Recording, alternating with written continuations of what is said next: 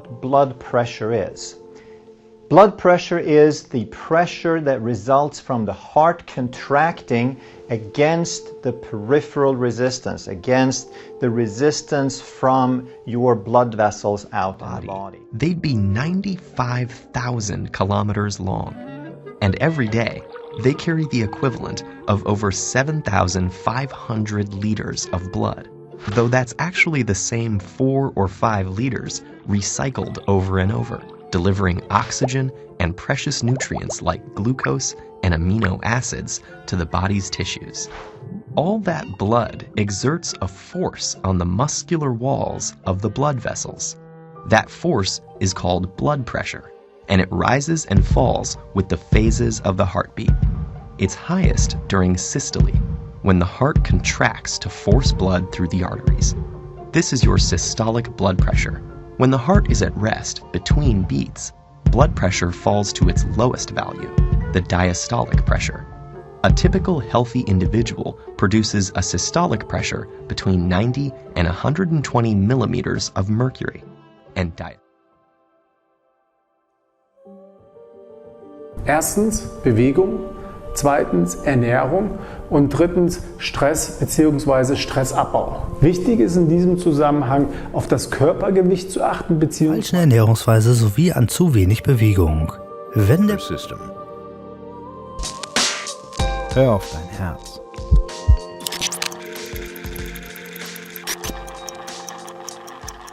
Desgehend auf tierische Fette verzichtet, dafür werden vermehrt pflanzliche Fette, zum Beispiel aus Nüssen und Ölsaaten gegessen, außerdem reichlich Gemüse, Obst und Vollkornprodukte und auch Fisch.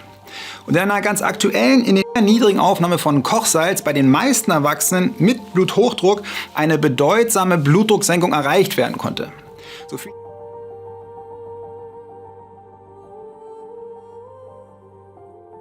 Den Bluthochdruck ohne Medikamente therapieren. Entscheidend ist nun natürlich die Frage, was kann man tun, wenn man weiß, dass man einen Bluthochdruck hat. Ganz wichtig ist hierbei die Änderung des Lebensstils. Das steht im Prinzip im Vordergrund. Neben der Ernährung ist vor allen Dingen regelmäßige Bewegung ein ganz wichtiger Faktor zur natürlichen Senkung unseres Blutdruckes. Aber wie viel Bewegung ist jetzt hierbei sinnvoll? Generell wird ja eine moderate körperliche Aktivität über 30 Minuten an 5 bis 7 Tagen in der Woche empfohlen, aber auch generell mehr körperliche Aktivität im Alltag, zum Beispiel Treppensteigen anstelle von Aufzug fahren oder zu Fuß laufen anstelle von Auto oder Bus fahren, macht schon eine ganze Menge aus.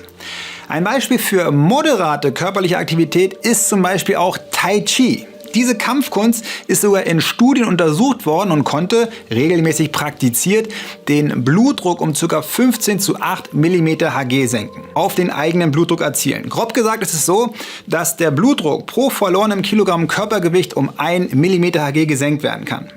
Der Effekt ist dabei stärker ausgeprägt bei Menschen verschiedene Möglichkeiten. Ob sie ihre Stressquellen ausfindig machen und Stressauslöser konsequent vermeiden, ob sie versuchen, ihren gedanklichen Umgang mit Stress, das sogenannte mentale Stressmanagement zu verbessern, ob sie bestimmte Entspannungstechniken erlernen oder aber am allerbesten alles zusammen. Stressmanagement lohnt sich richtig und zwar in jeglicher Hinsicht. Eine Vielzahl der soll ein um bis zu 46% geringeres Risiko haben, einen Bluthochdruck zu entwickeln. Aber auch regelmäßig praktiziertes Yoga und Meditation kann den Blutdruck um ca. 8:6 mm Hg senken.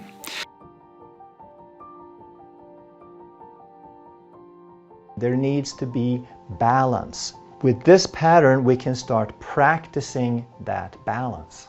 And the very first thing that happens when we start paying attention to our breathing pattern, when we slow our breath down and we pay attention to the in-breath and we pay attention to the out-breath, is we change our focus.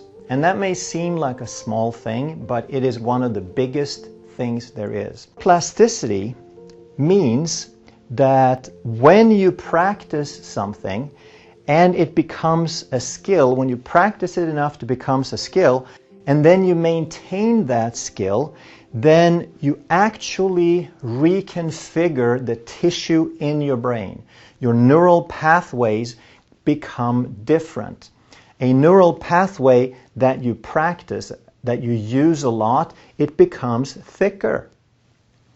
Think of it as walking across the lawn. If you just walk across a lawn once, then you bend the blades of grass and then immediately they stand up and it's like you never walked across. If you walk across 100 times, now the grass is going to look a little flat and you can start discerning a pathway.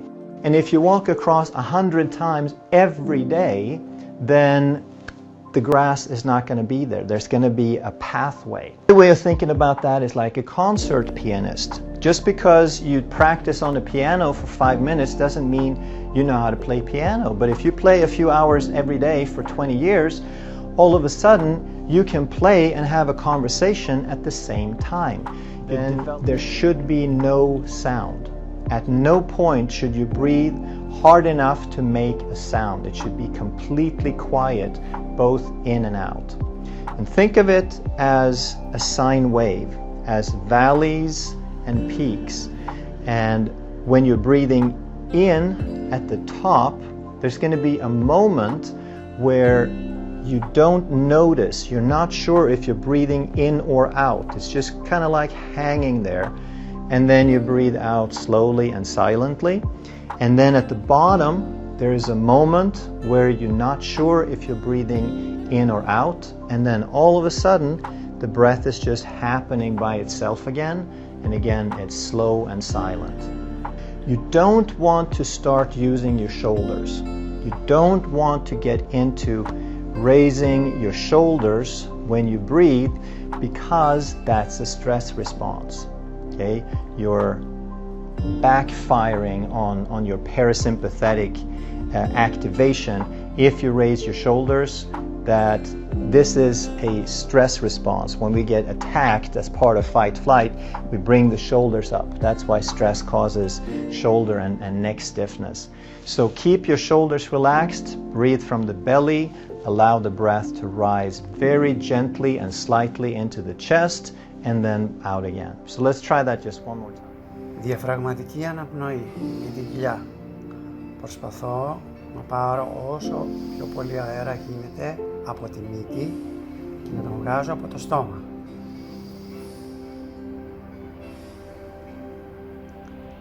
Εισπνοή 4 δευτερόλεπτα, εκπνοή 6 δευτερόλεπτα.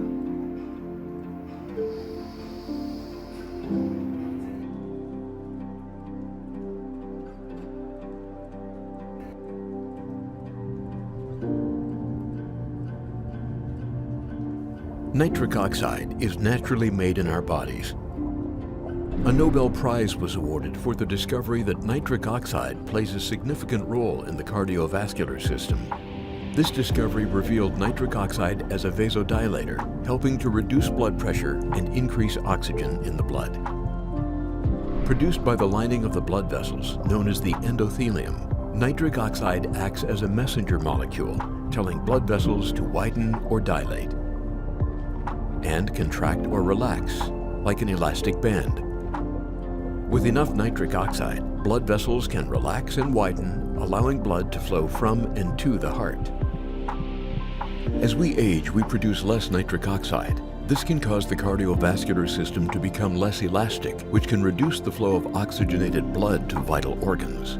This is the reason it's important to have an active lifestyle and a diet that's rich in nitrates, which bioconvert to nitric oxide and may help maintain normal blood pressure levels and a healthy cardiovascular system. We're excited to show you this new concept of exercise that's come out of the science around nitric oxide. Nitric oxide is this little magical communication molecule made by the human body, stored in the blood vessels that feed your muscles. When you start to exercise and you run out of oxygen, you release that nitric oxide. It goes downstream, opens up blood vessels, increases oxygen and nutrient delivery to that muscle to increase the opportunity for muscle build.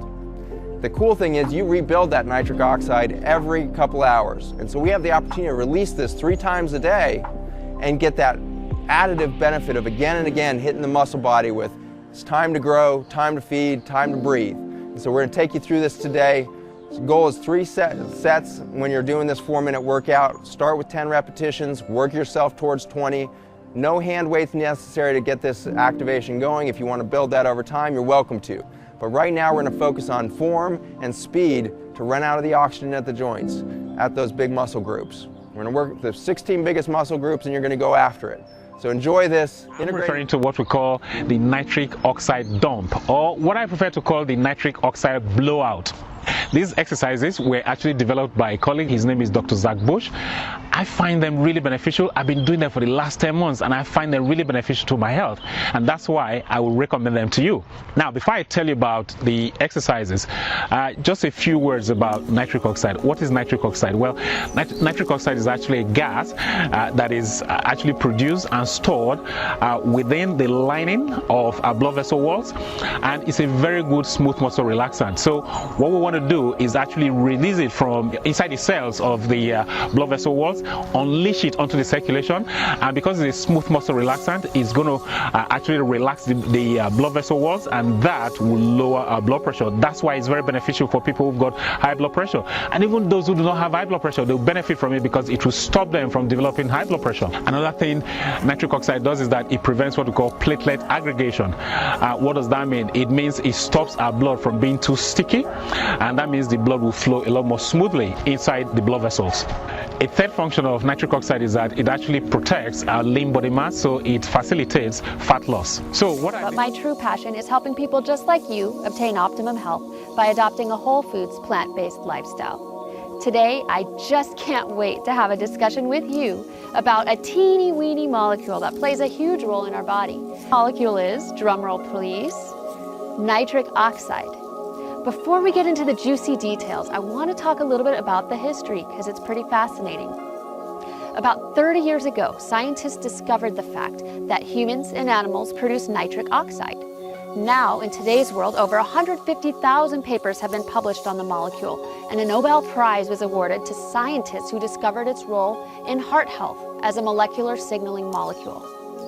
So what's so special about discovering this compound that would have won someone a Nobel Prize? Well, besides its clinical significance, nitric oxide, once produced, has a half-life of less than 1 second. That means, as a scientist, you have to act fast, faster than 1 second, in order to identify and characterize this molecule before it completely disappears. So how is nitric oxide so important to our overall health? Why do we even care about nitric oxide? In order to discuss this, we have to back up and talk about the endothelium. And on top of that, we have to talk about something called endothelial dysfunction. The endothelium is a thin membrane of cells that lines the inside of the heart and the blood vessels. Endothelial cells, so the cells in the endothelium, release substances that control vascular relaxation and contraction, as well as enzymes that control blood clotting and immune function. One of the substances that these endothelial cells release is, you guessed it, nitric oxide. The amount of nitrate required to see any changes in blood pressure or any improvement in exercise performance is 300 to 400 milligrams. This amount can be easily achieved through a combination of specific high nitrate foods, like spinach, beets, kale, or other green leafy vegetables. Arugula, 480 milligrams per 100 grams. Then, in descending order, rhubarb, cilantro, butterleaf lettuce, spring greens, basil, beet greens, oak leaf lettuce, Swiss chard, red beets, basically leafy greens and beets. Yum! With 3 minutes, doing 3 times a day. So instead of the 20-minute peak workout, we're down to 9 minutes a day and probably giving even more benefit. Vegetables, green leafy vegetables and beets that are really high sorts of nitrates that our body converts to nitric oxide. This nitric oxide then deposits and is stored primarily in the lining of your blood vessels throughout the day, and it's released when you need it. When is it released? One good way to release nitric oxide is to go out on a sunny day with a minimal amount of clothes, because when ultraviolet strikes your skin, it's going to release nitric oxide, and that will give you a powerful benefit. But there's another way that you can do it. You don't have to be in the sunshine. You can do it inside. Ideally, you do it outside. I do one of these every day when I'm walking on the beach. I do a little advanced version. So But anyway, I was taught this exercise. I didn't invent this. I learned it from Dr. Zach Bush. And the reason why you want to increase nitric oxide is because as we age, we decrease our nitric oxide production. So this is one of the ways that you can circumvent that. It's like exercising your vascular system. Because when you have high nitric oxide, you thin your blood. You decrease platelet aggregation, so you have thin blood. What does that mean? It means you don't get blood clots, strokes, heart attacks, that plug up the coronary arteries. So it keeps nice thin blood for you. You don't have to take aspirin. You can just do the nitric oxide dump. Do it 3 times a day. And in addition to that, it improves your immune function, massively improves your immune function. So you can avoid the coughs, colds, and the flus that we commonly encounter.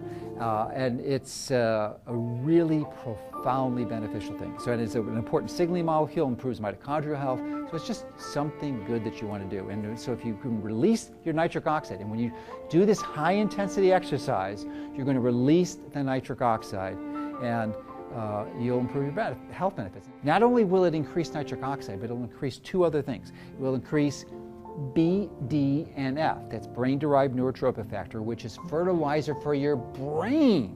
Don't you want to have a healthy brain? Do you not want to get demented? Of course you don't.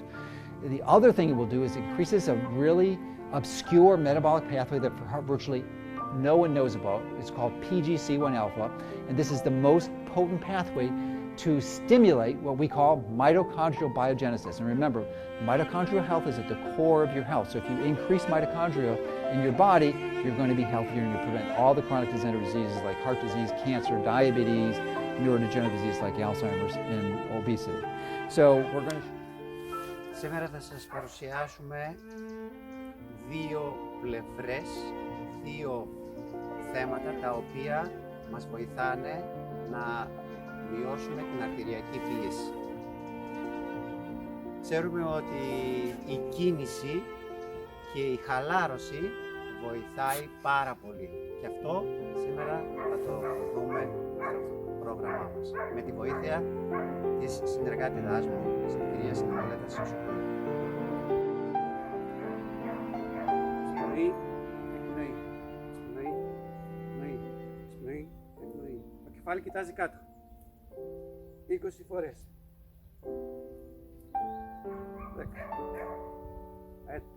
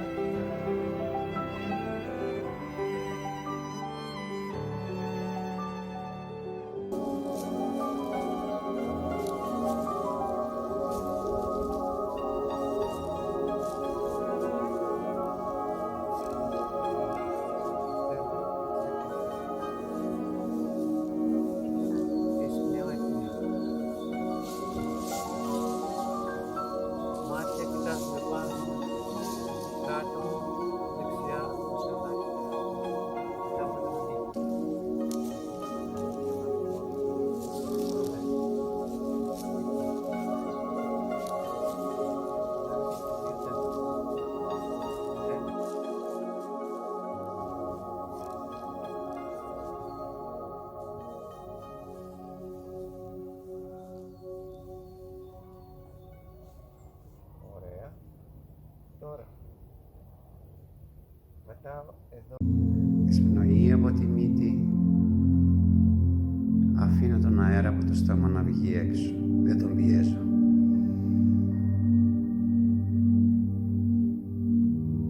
10 επαναλήψεις.